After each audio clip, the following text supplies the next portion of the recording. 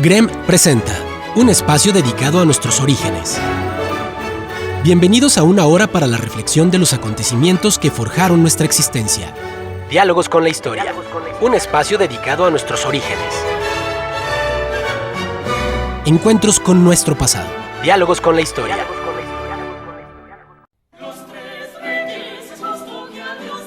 Muy buenos días, estimados amigos del Grupo Radio Estéreo Mairán. Hoy es sábado 9 de marzo de 2024 y es un grato placer darle la más cordial bienvenida esta mañana de historia. Gracias, muchas gracias por la oportunidad de convivir a través de esta pasión. Soy Luis Alberto Vázquez Álvarez. Prácticamente desde que culmina la conquista, ya hay personas que pensaban en que debería haber libertad en este país. De la misma sangre del conquistador surge la intención de independizarse. Luego más grupos étnicos y personajes destacados empiezan a tramar movimientos libertarios. Primeras rebeliones contra el virreinato de la Nueva España y nacimiento de la identidad nacionalista. Ese es nuestro tema de hoy. Y recuerden, distinguidas damas y caballeros amantes de la historia, que para nosotros escuchar sus opiniones nos enaltece, eleva nuestra calidad humana. Por ello les invitamos a que con toda confianza nos brinden su visión del tema y nos honren con ella. Con mucho agrado damos la más cordial bienvenida a nuestros siempre distinguidos amigos, amantes de la historia, que gozan con experiencias excepcionales al compartirlas y que son ya de casa. Ignacio Alfonso Salcido Dávila, licenciado en Derecho, maestro en Derechos Humanos, dedicado al libre ejercicio de la abogacía. ¿Qué tal, doctor? Muy buenos días. Carlos, muy buenos días. Auditorio, buenos días y gracias por escucharnos en esta mañana del 9 de marzo de 2024. Hace exactamente 108 años hablando de nacionalismo, algo de lo que mucha gente se siente orgullosa. Un mexicano invadió Estados Unidos y precisamente el 9 de marzo de 1916 Pancho Villa organizó el ataque al poblado de Columbus. Lo dejamos allí porque es parte también de esta raigambe que constituye una especie de identidad, sobre todo en el norte del país. Y esa es la conmemoración del día de hoy. Excelente. Carlos Humberto Huerta Ochoa, licenciado y maestro en Derecho, catedrático universitario y abogado consultor con acentuación en amparo. Hola, muy buenos días, doctor Luis Alberto, mi hermano Nacho Salcido, Radio Escuchas, en un episodio más interesante. Y quiero aprovechar para mandar un saludo al ginecólogo, el doctor Raúl Domínguez. Ánimo por tu instrumental que vas a aplicar a mitad de semana y que Dios ilumine tus manos. Punto número 2. Saludos a la Maite, que mañana cumpleaños, es colaboradora mía, ahí donde andes, ya sabes que se te recuerda con cariño. Y pues bueno, y al pequeño José Carlos, que ya llega a sus 17 primaveras próximamente. Este es un episodio interesantísimo, porque esta conquista no fue tampoco así tan avasalladora. Tuvo sus dunas, tuvo sus veredas, sus claroscuros y sobre todo sus tumbos. No fue algo sencillo para forjar esta identidad de la que somos parte de esta gran mexicanidad. Adelante. Y bueno, vamos a estar escuchando música virreinal de fondo. Bueno, a ver, decía yo, y corríganme ustedes, que prácticamente de la sangre de los conquistadores empiezan los primeros caminos hacia la, podríamos decir, separación, o por lo menos hacia lo que sería el surgimiento de la idea de la libertad en la Nueva España. Así es, doctor. De hecho, una pregunta muy interesante que podríamos hacernos y de la que podríamos partir. Para el año de 1532, así es como lo narra el rito, es un tema religioso de mucho respeto y es como se tiene la creencia, hay esta aparición de la Virgen de Guadalupe. Sabemos en 1521 es cuando se concreta la conquista. Y 11 años después viene esta aparición de la Virgen de Guadalupe que poco menos de 300 años después se convierte en el símbolo que une un movimiento de independencia. La primera pregunta que podemos hacer y que es de suma relevancia es ¿cuál es verdaderamente el símbolo patrio nacional mexicano? ¿Es el águila devorando la serpiente? ¿O es la Virgen de Guadalupe? Carlos, doctor, ¿ustedes qué piensan?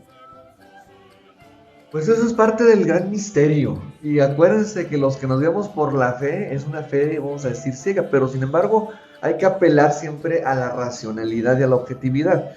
Yo pienso porque no hay un documento, salvo los que se conservan en la propia Iglesia Católica, pero de ahí un documento histórico, porque le toca a un obispo que fue muy mordaz, que fue Juan de Zumárraga, que inclusive, así como le tocó ser testigo de la tilma de Juan Diego, también fue principal protagonista porque mandó quemar en la hoguera al señor de Tezoco por idólatra. Y Fray Diego de Landa descubre el pueblo yucateco de Manila, permanece ritos prehispánicos, y vamos a decir que su brazo armado de la iglesia, precisamente el Tribunal del Santo Oficio, instaurado algunos años después, 1571. Entonces fue una guerra muy intestina, son cuestiones que habrá que ver las circunstancias político-históricas, porque Estado, monarquía, iglesia, era una simbiosis, no puedas desasociarlos, ¿sí? Entonces ahí es donde están envueltos muchos misterios y sobre todo el desafío intelectual para todos nosotros, de dónde empieza a surgir esa fusión de esa identidad nacional. Ya hablamos de castas, ya hablamos de mestizaje, ¿por qué no pensar que hubo hasta violaciones de carácter sexual contra la voluntad, una vis absoluta, como se dice? Pero al final de cuentas surgimos como surgimos, y tan es así que estamos hablando el idioma castellano, algunos mexicanismos, ¿verdad? Como dijera en paz descanse don Gutiérrez Tibón. Hasta aquí yo también dejo mi intervención. Gracias. Aquí hay un aspecto muy interesante. Aparte de lo que acabas de mencionar ahorita, Carlos, debemos considerar la religiosidad del pueblo mexicano en general. Vamos a partir de dos criterios. No podemos separar el concepto de la Virgen de Guadalupe de lo religioso, pero sí podemos hablar de la idiosincrasia del mexicano desde la época mesoamericana, donde ya existían imágenes divinas que eran las que lo motivaban. Así es. ¿Cuál era la razón de existir de los sacrificios humanos? La razón de apagar cada 52 años el fuego y volver a encender el fuego. Era el fuego nuevo, el panteón. Inclusive Luis Alberto, la Guelaguetza ya estaba desde antes de que llegaran los conquistadores y después se fusionó con costumbres novohispanas. Entonces, es un espectáculo bellísimo. Y un sincretismo, ¿dónde se mete el sincretismo como una etapa transicional entre sus ritos, entre comillas, vamos a llamarlo así, paganos, porque eran sus convicciones religiosas, y el cristianismo? Vamos a pensar que fue al revés, van los mexicas y conquistan Europa y empiezan a descristianizar a Europa. Inclusive los lugares fundamentales. El Tepeyac no nace con la Virgen de Guadalupe, el sentimiento ahí ya existía. No estaba nada equivocado Fray Servando Teresa de Mier, que ya platicamos anteriormente. El Cerro de la Estrella no tiene, sí, o sea, ya existía como cuando en el 12 de diciembre de 1808, frente al virrey y al arzobispo de México, dijo que ya se adoraba a la Virgen de Guadalupe muchos años antes de la llegada de los españoles. Y luego ya la Virgen de Guadalupe, podríamos decir, Tonatzin, ya cristianizada, es tomada, por ejemplo, por Hidalgo con una facilidad tremenda, con una capacidad intelectual altísima y con una facilidad política tremenda, logra traer decenas de miles. ¿Era una manipulación mediática del padre Hidalgo? En términos de un contexto más o menos. No, yo pienso que es una verdadera fe, México es un país de fe. No, me refiero al contexto político. No tenemos bandera, entonces se va a Totonilco precisamente y de ahí baja Carlos, pero la fe es la mejor de las banderas. La religión es la verdad. De hecho, creo que parte de los grandes problemas de la falta de una raigambre moral en la sociedad actual es la falta de una cultura religiosa sólida, porque así como la fe le podemos predicar muchas cuestiones negativas, lo cierto es que es en lo que ha descansado el surgimiento de los vínculos sólidos que forman las naciones y hasta las familias. La familia tiene su origen en un principio, ahorita ya tiene una connotación estrictamente jurídica para efectos de la ley y de la mayoría de las personas de las nuevas generaciones. Ya es más bien como una cuestión de un pacto, un contrato. Pero no hay que perder de vista que todas esas personas provienen de gente que dota a la familia de un significado que va más allá de un significado espiritual. Entonces la fe, desde mi punto de vista, es la mejor de las banderas. Por eso yo me preguntaría, ¿es el águila o es la Virgen? Y sobre todo porque La primera mención que se tiene escrita de la Virgen de Guadalupe la hace Miguel Sánchez, que es un teólogo que forma parte de una corriente de pensamiento en la que ya existe cierto resentimiento al gachupín, porque lo veían como el peninsular que viene, que los manda, porque los criollos no tenían acceso a los puestos políticos de más importancia por el simple hecho de ser españoles americanos, y el español llega, se enriquece y se regresa a España rico después de explotar el territorio que ellos ya sentían como propio. Una cuestión también que han comentado algunos historiadores es que a diferencia de las conquistas francesas y de las conquistas inglesas, aquí se generó un sentido muy fuerte de pertenencia del conquistador, porque tenía como finalidad la conquista no solamente la población, sino el adoctrinamiento. Y para adoctrinar siempre se genera una mezcla, se genera un intercambio. Y parte de este intercambio que se da es precisamente desde un aspecto histórico. Estoy respetando totalmente, quiero dejarlo muy en claro. Desde un aspecto histórico se dice que parte de este intercambio cultural es precisamente que en el lugar en el que se adoraba Tonantzin se hace un templo y que uno de los indios, que era muy talentoso, pinta una imagen de una virgen que tiene muchos de sus elementos muy parecidos a una virgen española, nada más que la de allá es rubia. La de allá ya no es la Inmaculada Concepción, sino que ya tiene a Jesús en brazos. Pero todas las características, hasta la postura, el manto, el hecho de estar sobre una media luna, el ángel, todo es muy parecido. Y se dice que hay una referencia histórica a que es un indio el que realiza esa pintura, y no es hasta 100 años después que este teólogo del que estamos hablando menciona la existencia del culto, pero ya como una cuestión de aparición.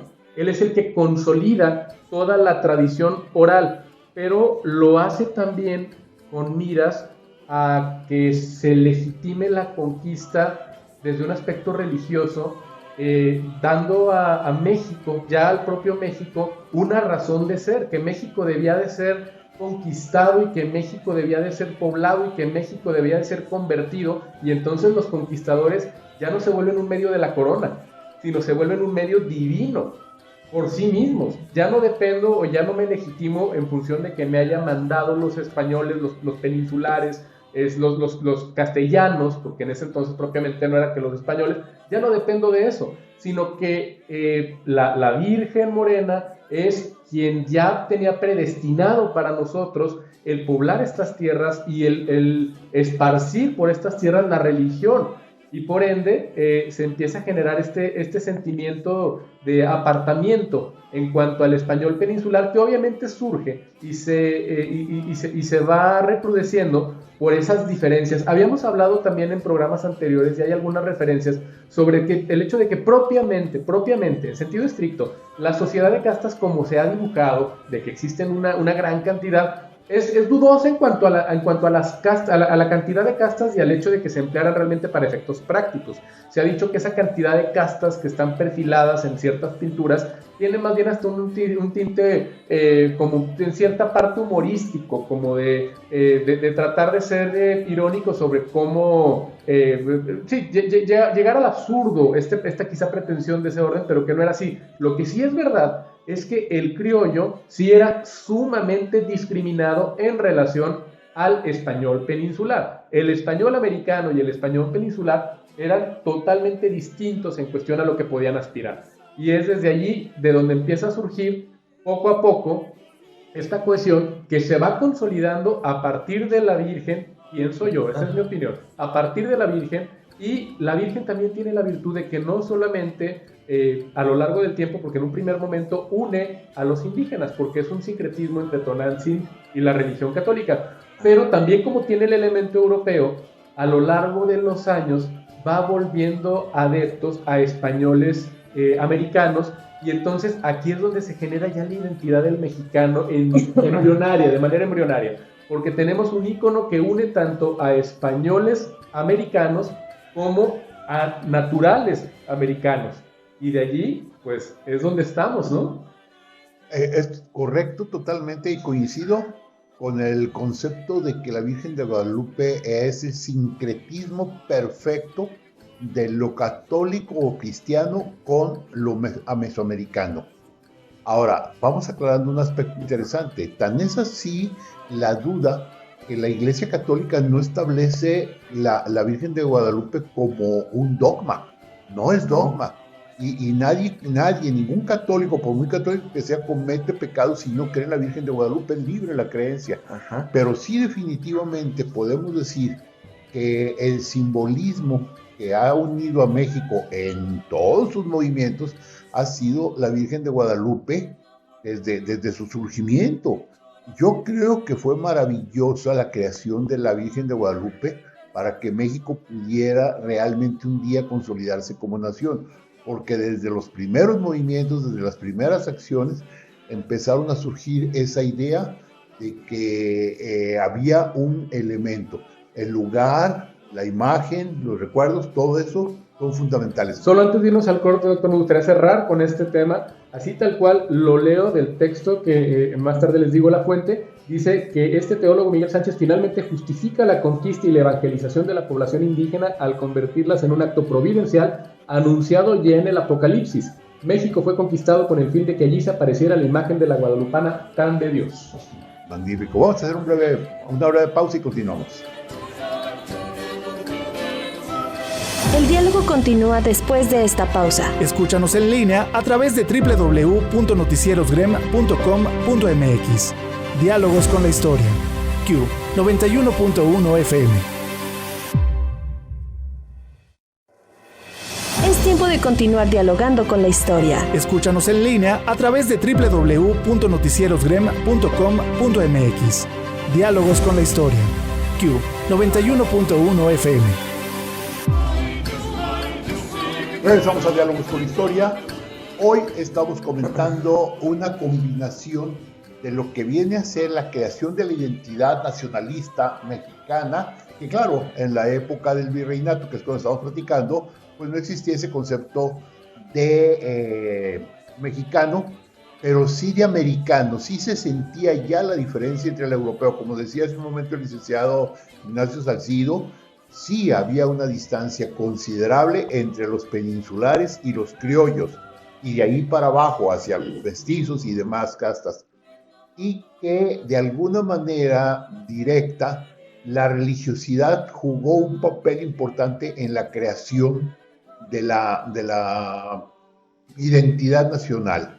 A partir también de ahí vamos a platicar posteriormente de una serie de rebeliones previas a las de Miguel Hidalgo, previas a 1810, que surgieron en esa época. Pero precisamente Carlos Humberto Huerta Ochoa nos quiere hacer un comentario interesante sobre ese tema.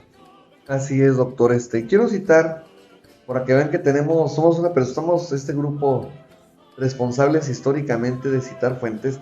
Voy a citar precisamente la enciclopedia denominada México y su historia, publicada en el año 1984-85, por Editorial Hispanoamericana, ahí en Iztapalapa. Saludos a todos las y los originarios de Iztapalapa.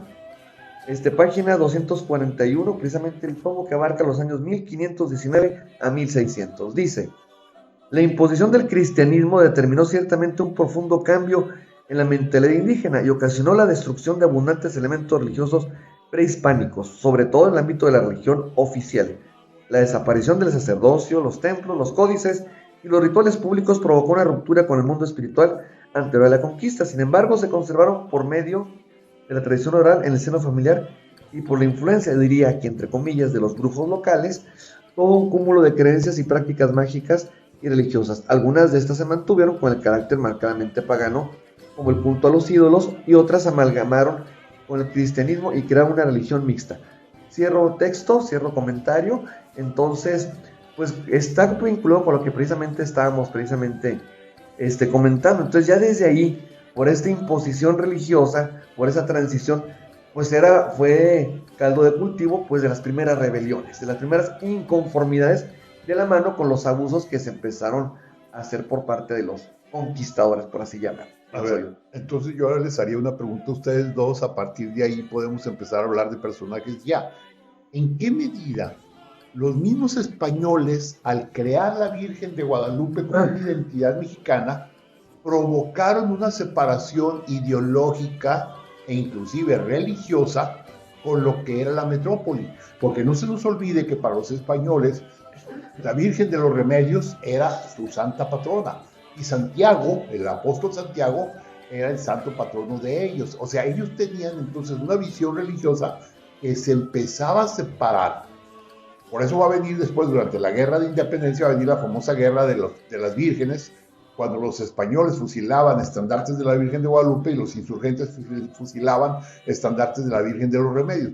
¿En qué medida, pues, este sentimiento ya religioso de dos vírgenes puede ayudar a que surja un intento de separación y que al mismo tiempo identidad? Doctor, es que yo lo que concluyo es que realmente la Virgen de Guadalupe no fue ni siquiera una creación española peninsular. Esa figura religiosa, este culto, este dogma, surge de un criollo para México, ya para México de los mexicanos entendidos como los españoles americanos y los naturales. Incluso se tienen referencias, y solamente ya para citar la fuente, porque tiene muy buena razón Carlos, siempre hay que citar las fuentes. El texto se llama Mitos y Realidades sobre el origen del culto a la Virgen de Guadalupe, de Gisela von Wobeser, de la Universidad Nacional Autónoma de México, fechado en abril de 2013, es relativamente reciente. Y habla de que en un primer momento, derivado de esta pintura que se hace magistral sobre la Virgen, tomando adaptaciones de vírgenes europeas, se empieza a generar una idolatría, y los sacerdotes peninsulares no estaban tan de acuerdo con la idolatría. Y entonces no es hasta este teólogo Sánchez, de casi un siglo después, que él ya tenía estas ganas de no depender tanto de los españoles peninsulares, que ya sentía como propio el territorio, y es lo que explica también esta autora. Dice que como la conquista derivó también de este intercambio cultural y de este, yo solamente con una de las palabras difiero, dice el texto que leyó Carlos, imposición de la religión. Difícilmente se impuso, fue una labor más bien de convencimiento, persuasiva, y el natural acepta la religión, la abraza, la mezcla, la toma como propia, pero aparte le mete elementos suyos. Entonces no es que se haya impuesto, porque también tenemos esta idea de que inmediatamente llegó y Juan de Zumarra y la Inquisición y los despedazados. Realmente no, se tienen antecedentes históricos de muy pocas ejecuciones por parte de la Inquisición en suelo mexicano. Entonces, la conquista religiosa fue una labor más bien de convencimiento e intercambio cultural. Y creo que la Virgen de Guadalupe es una creación ya criolla que en ciernes habla de que existía este sentimiento propio, tan pronto como 100 y fracción años después de la culminación de la conquista, alrededor de 130 años después de la conquista, ya había personas que decían, este es México, este es nuestro, y es diferente a la España peninsular. Resulta también un poco, o más bien de mucho interés, saber que quien inaugura, el primer criollo que inaugura los actos de rebeldía, así como Hernán Cortés es el que inaugura todas las labores de la conquista, pues no puede hacer sino su hijo, Martín. Tiene dos hijos que se llaman igual, es Martín Cortés el mestizo, ¿sí? Y Martín Cortés, que es fruto del enlace de Hernán Cortés con una española, y por ende es criollo, nacido ya en territorio de lo que hoy es México, de la Nueva Entonces, España. a ver, Martín Cortés, vamos a decir peninsular, y un mestizo, se puede decir que es No, uno criollo y uno mestizo. Uno criollo y uno mestizo. Sí, lo que pasa es que el criollo es el hijo de Malitzin. Ajá, criollo, Así es. El mestizo. Perdón, el mestizo es el hijo de Malitzin. Por El eso. criollo es el que está, el que él tuvo con una española. Sí, así es.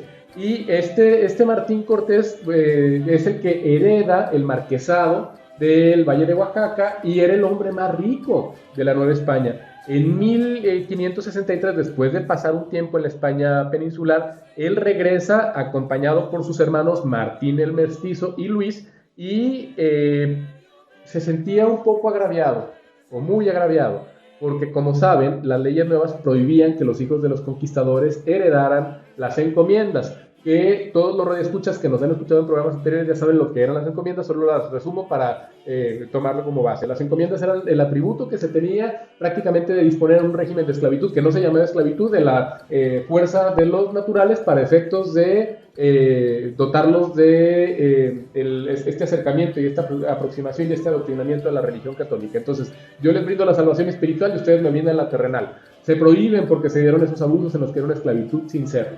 Y inicia un movimiento que buscaba ya la autonomía de la administración de la Nueva España. Y este episodio, de hecho, se llama La Conspiración de Martín Cortés. Martín fue nombrado capitán general por el Ayuntamiento de la Nueva España en 1564, cuando muere el virrey Luis de Velasco. Y tuvo un enfrentamiento con la audiencia, porque allí Cortés ya insinúa sus intenciones de independizar el virreinato. No hay que perder también de vista este dato. Son 29 años apenas, porque en 1535 se establece el virreinato como tal, y para 1564 el hijo del conquistador de México, Tenochtitlan, ya hablaba de emanciparse totalmente de la España peninsular. ¿Y qué le pasó a Martín Cortés? Lo arrestaron, lo arrestan a él, arrestan a Alonso de Ávila, que también era un hombre muy rico del virreinato, y quedaron detenidos en julio de 1566, también su hermano Martín el Mestizo y Luis, y a todos se les sentencia a muerte. A los hermanos Cortés se les perdona la vida porque interviene el nuevo virrey Gastón de Peralta y Bosquet, pero las otras personas que fueron arrestadas no corrieron con la misma suerte porque fueron ejecutadas y, bueno, sus cabezas, para efectos de escarmentar, fueron colocadas, como se solía hacer, en el palacio del ayuntamiento. Es decir, aquí vale la pena decir que las otras personas que está mencionando el licenciado Salcido eran también hijos y hasta nietos de los conquistadores. O sea, de la misma sangre del conquistador empezaba a surgir la idea de la separación. Doctor, es que ya lo hemos comentado y aquí quizá tengamos este aspecto de decir, bueno, es que soy mexicano y me siento orgulloso de mi país, pero es que México tiene riquezas que no se tienen en la España peninsular, que no se tienen en Europa, la extensión del territorio, la variedad de climas, de suelos, de entornos, tenemos costas, tenemos muchísimas cosas que no tienen muchos países europeos. Fauna. Absolutamente todo. Tenemos yo creo que prácticamente todos los climas, claro, menos los más gélidos, que esos pues realmente no sirven para nada. Aunque algunos lugares sí los tienen. Pregúntenle a la Rosilla Durango. Claro, sí, pero son lugares que por su altitud, exacto. El Pico de Orizaba, el Nevado de Toluca, excepcionalmente, pero como dice Luis Alberto, es excepcional. ¿Cuándo ha habido una hambruna aquí en el territorio de lo que es México? Una hambruna como tal, porque aquí realmente ya de la parte centro y sur, uno avienta una semilla y sale sola. Cuando uno va y conoce Chiapas y conoce Oaxaca y conoce Yucatán, va uno y camina y ve los árboles frutales derramando los frutos. La frontera entre Punta de Mita, Nayarit con Jalisco para ir a Puerto Vallarta, es hermosísimo todo lo que es el Soconusco. Entonces, claro que llegan y aparte les dicen, oye, vas a convertir a los naturales a la religión, empieza a ver esta mezcla y cuando yo abono tanto a construir algo, ese algo adquiere esencia mía. Adquiere esencia mía y entonces el español o el criollo que estaba encomendado ya sentía que había transmitido también algo de su esencia. Ya lo que se estaba formando en este país, en lo que es nuestro territorio, ya no era la cuestión del español peninsular, ya era una cuestión que tenía mucho de la esencia también de los conquistados, doctor. Ahora, aquí es donde entramos al siguiente punto. Decía el señor Salcido hace un momento que aunque se trataba prácticamente como esclavo a un gran sector de la población de México, no se aceptaba que fueran esclavos. Por ese motivo se empezaron a traer negros. Así es. Y allí vamos a encontrar un episodio poco conocido, pero muy famoso mundialmente, de una rebelión precisamente de negros. Así es. Lo que pasa es que precisamente con la supresión de las encomiendas, ¿qué faltaba? Pues la fuerza del trabajo. Y con la falta de la fuerza de trabajo, la esclavitud se convirtió también en una determinante de el éxito económico, porque cuando España peninsular empieza a explotar el territorio americano, se dan cuenta que hay grandes riquezas, sobre todo también minerales, y en cuestión de metales. Por eso es que las minas fueron tan explotadas. Se han hecho estadísticas de las toneladas y toneladas de plata y de oro que fueron trasladadas a España. Y bueno, resulta que como parte de esta necesidad de mano de obra, vamos a emplear un término que es quizá el que se hubiera empleado en ese entonces, se importan esclavos porque los esclavos eran un producto. Así es. Eran un producto. Entonces los traen al territorio de la Nueva España, del territorio novohispano, para que trabajaran en haciendas azucareras, en haciendas cañeras, minas y ranchos. Ellos eran los encargados de realizar tareas de ganadería y de agricultura. Pero también, obviamente, los esclavos, por más que el régimen jurídico no los dotara de una individualidad, lo cierto es que ellos, en la primera oportunidad, se escapaban de lo que venían a ser sus amos o sus dueños, y a esos rebeldes se les conocía como cimarrones, porque se aludía a los animales de ese mismo nombre que viven en las montañas, y en las montañas precisamente era en donde se ocultaban los esclavos que se escapaban. Como parte de su sobrevivencia, estos esclavos se dedicaban a asaltar en los caminos y además en las propiedades de los españoles. Las autoridades coloniales reaccionan y posteriormente, después de subyugarlos, los reintegran a los españoles. Pero ¿qué es lo que pasó?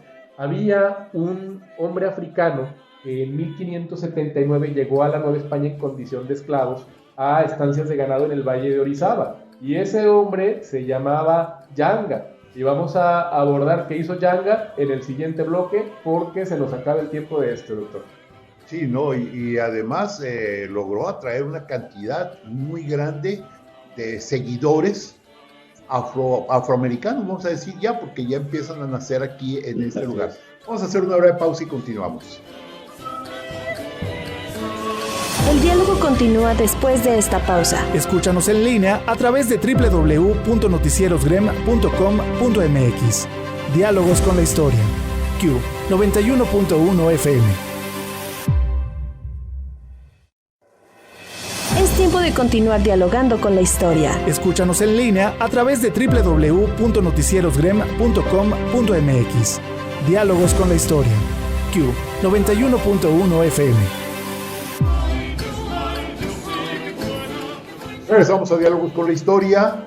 Estamos platicando primero de la identidad que fue surgiendo a lo largo del virreinato y luego cómo esa misma identidad de alguna o de otra manera iba generando sentimientos entre los habitantes de este gigantesco territorio para ir buscando la separación, o por lo menos para ir buscando la oportunidad de tener ciertas libertades. Con nosotros, Carlos Humberto Huerta Ochoa e Ignacio Alfonso Salcido Dávila. Precisamente Nacho nos estaba platicando de ese personaje tan especial que era Yanga, un africano que fue traído como esclavo. Así es, solamente para que nos demos cuenta del valor que tenía la esclavitud en la Nueva España, más de la mitad del valor total de las haciendas era el activo de la esclavitud. Yanga en el año 1579 llega en calidad de esclavo de una nación conocida en ese entonces como Bran.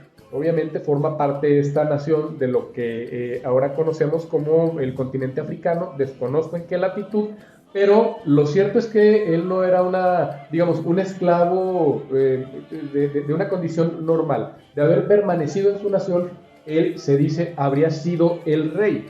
Él tenía cierto linaje y ciertas cualidades. ¿Y podríamos decir, Nacho, que hasta preparación cultural? Pues naturalmente, porque si crece en la familia dominante, pues entonces aprende cómo es que se debe administrar una colectividad y principios de liderazgo que viene a explotar de manera magistral en la Nueva España.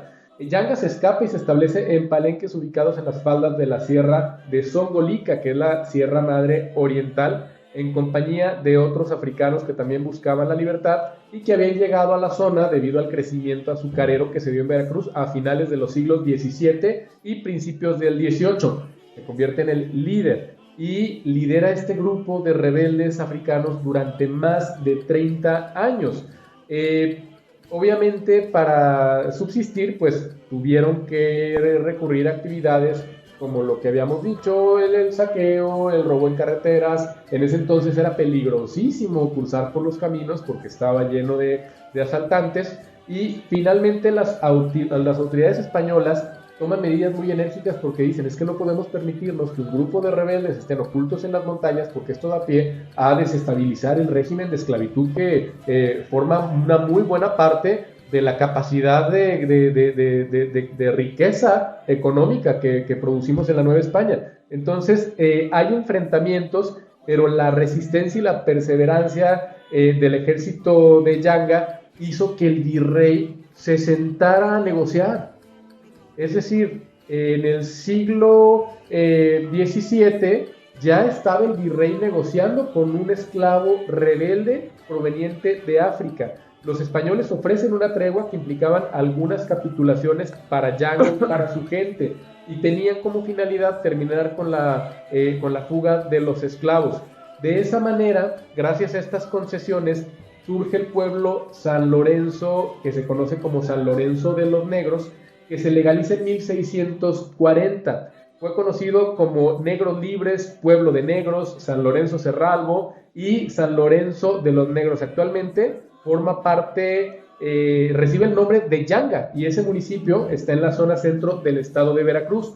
Como parte de los acuerdos, como parte de las concesiones, le conceden libertad e independencia al grupo rebelde y a sus descendientes, y la fundación de este pueblo. Obviamente les establecen condiciones. No pueden invitar a nuevos esclavos a que formen parte de esa colectividad, y deben pagar impuestos, pero sí tenían autonomía.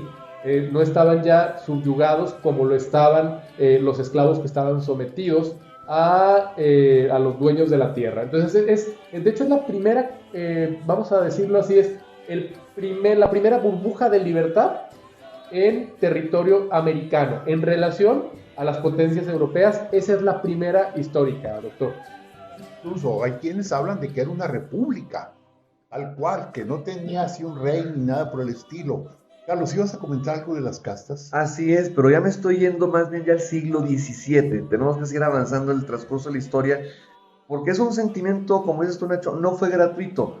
Ya hace rato en el otro corte hablabas de los nietos de los conquistadores. Estamos hablando de una tercera generación, ya criados y nacidos en América, ¿sí? Entonces, pero el problema de las castas fue el caldo de cultivo, como dije hace rato, pues que hubiera esa inconformidad, porque a los negros y mulatos los llamaban gente menuda, y lo pongo entre comillas, cito la misma bibliografía, y malviviente. Fíjense que esos estereotipos, esos clichés, como diríamos ahorita, pero estaban vigentes desde aquella época. Entonces, por razón de su piel, de su origen. Eso se lo mandaron a los supremacistas blancos gringos con respecto a los migrantes, ¿no? Pues es lo mismo que escucho. Es la misma fregadera, así dicho así, en mi náhuatl, ay, perdón, radio escuchas, pero es la verdad, condición humana. Entonces, aquí cito que en 1600 el virrey Marqués de Montesclaro manifestaba que es menester entender que con la falta, fíjense que en el principio hubo de mujeres con quien casarse, son innumerables los mestizos y mulatos que hoy son nietos de conquistadores, y otros que cuando no por defecto, por necesidad o mala inclinación, se han hecho peores partes y más incapaces de bien y honra que los que son por naturales. Entonces, ya en ese cuadrito los estamos tachando, encasquetando. Entonces, sí fue una serie de conflictos sociales que fueron trascendentes. Quizá a lo mejor quienes fueron un poquito mediadores fue precisamente las órdenes religiosas, como los franciscanos. De hecho, Fray Juan de Zumárraga era de origen franciscano.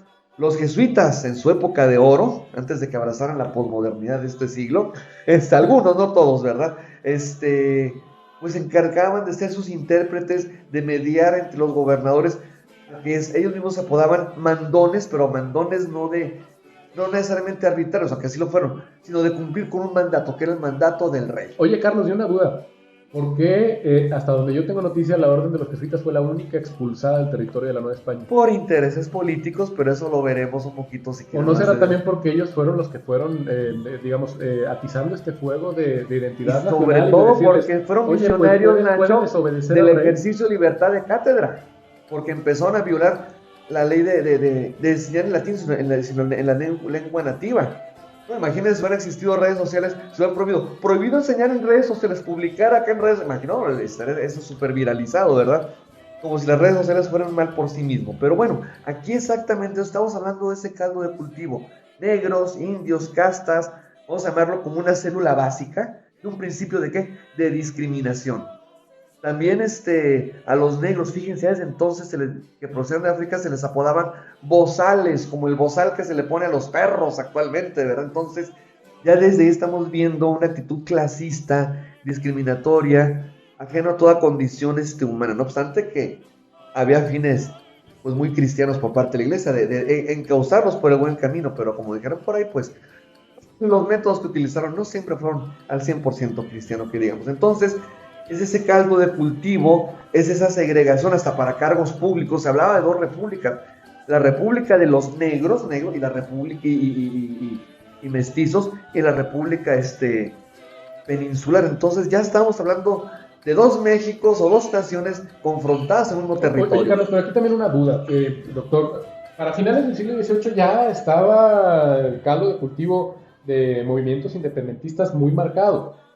¿No creen ustedes que quizá al rey le faltó leer que la manera en la que estaba ejerciendo la política en la Nueva España estaba constituyendo un mecanismo de presión? Prácticamente él estaba generando todas las condiciones para que se causara un resentimiento en los pobladores en contra de los españoles y peninsulares. Ay, Nacho, te voy a contestar con una tontería, pero bueno. Y del régimen.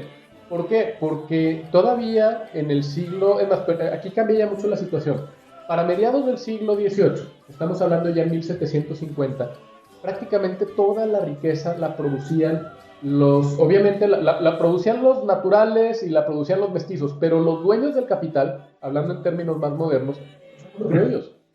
Los criollos eran 2% de la población. Y eran los dueños del capital. Eso me parece mucho al mundo actual, el 2% de la población. Pero yo siento que los monarcas se me hace que eran los ascendientes de José Alfredo Jiménez, porque esa mi palabra es la ley, punto. Así es, mi palabra es la ley. Si no les faltó esta visión de decir, oye, tú tienes prácticamente todo el control económico del territorio de la Nueva España y yo simplemente voy y te apunto con el dedo sobre quién te va a mandar a ti. Entonces, ¿qué pues no tenía planeación estratégica, Nacho. Somos dueños. Oye, Nacho, pero es que no había Ignacio, no había una planeación estratégica como la conocemos ahora. Sí tuvo que haber, Carlos, si no... Bueno, un principio sí, pero no a lo mejor tan de mediano o corto plazo, pero de alguna manera, y además al final de cuentas los salvamos de crisis económicas porque estaban en la ruina. Si tú te vas a una montaña muy alta y solamente miras para adelante, miras para el cielo, jamás vas a darte cuenta de todo lo que hay abajo de ti. Eso es lo que pasaba, y no solamente con los reyes hispanos, con los reyes de la mayor parte, con las noblezas, e inclusive no creo que esto haya cambiado en las clases poderosas, que siguen pensando que lo que es válido es lo que los beneficia a ellos, y lo que beneficia a la inmensa mayoría de la población. Doctor, está sembrando mucho miedo en mi persona, entonces no hay que creer a los que dicen que vamos para adelante a pasos de gigante, de verdad. La ambición va también a pasos de gigante. Entonces, eso mismo precisamente fue lo que provocó, la pregunta que hace Nacho es muy clara. Muy válido. Provocó que hubiera una serie de movimientos en todo el virreinato de la Nueva España. Y justo, doctor, como usted lo comenta, precisamente a pesar de que esta inconformidad, porque existen unas cartas que son muy interesantes, de cómo los envían solicitudes tanto al virrey como al rey, pidiéndoles que les otorguen privilegios debido a haber prestado servicios en universidades, en la administración pública, teniendo que suplicarles que les concedieran estabilidad para ellos, para sus familias. Sí, es decir, mendigaban por lo que habían trabajado toda su vida. Pero tardaron un siglo, Nacho, para que lo que hoy conocemos como la UNAM, que era la Universidad Pontificia de México, que se inauguró con dos cátedras que fueron las más hermosas, la de Derecho, 1553, y la de Medicina. Y tuvo una transición porque también como que nos veían como el patito feo los mestizos, mulatos, moriscos, para que ingresaran a esas universidades. Pero a los criollos también. Y a los criollos también. Entonces, como vamos a hablar del primer contrapeso político del siglo XVI. No, mejor ¿qué te parece del primer contrapeso de facto que en 1799 unos criollos de origen humilde y se hacen una rebelión en forma, una conspiración en forma con tintes independentistas Y esto es solamente 11 años antes de que comenzara formalmente el movimiento de independencia nacional. Delitos de traición contra la madre patria. Se conoce como conspiración de los machetes y se llama así precisamente porque eran criollos pero criollos, ¿eh? Por eso es lo que yo he dicho a lo largo de estos programas, que siento que el sentimiento de identidad nacional es el sentimiento de identidad. En 1799 estos criollos de origen humilde se levantan en armas, pero obviamente sus armas pues eran 50 machetes y 2 pistolas.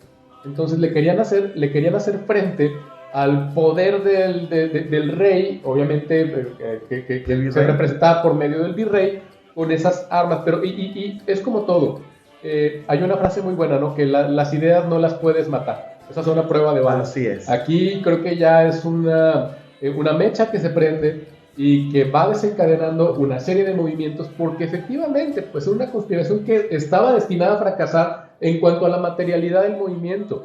Es sofocada incluso antes de comenzar. Propiamente no amenaza la dominación española, pero tuvo muchísimo impacto en el virreinato porque ocurre, como dije, justo 11 años antes del Grito de Dolores y es considerado por los historiadores como uno de los hechos precursores de nuestra independencia. Las ideas son a prueba de balas. Aquí hay un aspecto muy interesante, incluso fue descubierta porque, como siempre sucede, alguien de adentro traicionó el movimiento. No hubiera llegado a ningún lado esa rebelión de los machetes, porque no tenía fuerza, pero al menos hubiera podido surgir. Como ya se nos acabó el tiempo, yo nomás quisiera comentar que previamente a todo esto, hubo una serie de levantamientos en diferentes lugares de México, por ejemplo en Tlaxcala y Guadalajara hacia 1540, los cascanes se negaron a pagar tributo y atacaron al ejército español. Un grupo de zapotecas también se rebelaron y en eso murió Pedro de Alvarado, el famoso conquistador, allá en batalla. Hubo otra rebelión en 1681 en Oaxaca. Y luego los pimas de las misiones de Caborca y Tubutana en 1695 a 1697 provocaron motines diversos. Y bueno, pues eso significa que, si bien es cierto, el virreinato estaba trabajando de manera muy fuerte, había inquietudes, había deseos de levantamientos en diferentes partes de él. No estaba completamente controlado, no tenían, pues, ¿qué podríamos decir? Control absoluto, los caminos eran difíciles, y bueno, también vinieron una serie de guerras en el norte del país que fueron durante esas épocas. Y bueno, pues creo que se nos acabó el tiempo, pero tenemos todavía varios temas que tratar. Yo quiero agradecerle a Ignacio Alfonso Salcido Dávila, muchas gracias. Al contrario, doctor Carlos, y gracias al auditorio. Gracias a Carlos Humberto Huerta Ochoa. No, muchas gracias, y seguimos investigando más y abundando en estos temas. ¿Sí? Se nos quedan pendientes algunos movimientos importantes. También queremos aprovechar la época para hablar de algunos lugares que se pueden visitar durante la Semana Santa y que son muy atractivos porque son de la época virreinal. Muchas gracias a mi compañera Claudia Martínez Martel en la coordinación general, a mi compañero Roberto Ríos en la dirección de grabación, y a ustedes, estimadas amigas, amigos, los esperamos el próximo sábado 16 de marzo. Vamos a hacer un pequeño paréntesis sobre el mismo virreinato, pero vamos a hablar del barroco mexicano, de la gloria del barroco mexicano. Muchas gracias, muy buenos días, feliz fin de semana.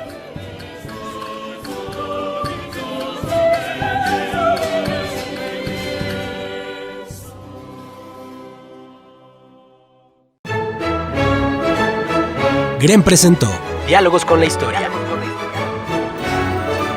La charla concluye por esta semana, pero nuestra raíz es extensa, por lo que te invitamos a debatir el tema en nuestra próxima emisión. Encuentros con nuestro pasado. Diálogos con la Historia.